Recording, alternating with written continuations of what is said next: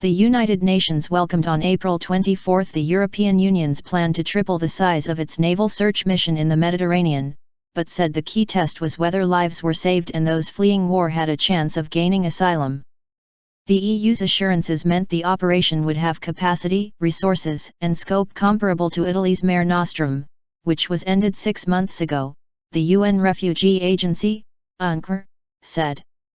UNHCR believes they are an important first step towards collective European action, which is the only approach that can work for a problem of such a large and transnational nature, spokesman Adrian Edwards told a news briefing.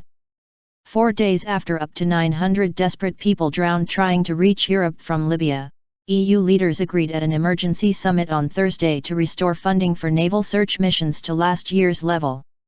About half the people who crossed last year were fleeing war or persecution in Africa and the Middle East, thereby deserving refugee status, the UNHCR said. It urged Europe to provide access to refugee status through other legal channels, and to spell out what the new measures will mean for resettling and relocating migrants. From UNHCR's experience, we know that, without realistic and substantial alternative channels for people to reach safety, the much-needed increase in international efforts to crack down on smugglers and traffickers is unlikely to be effective, it said.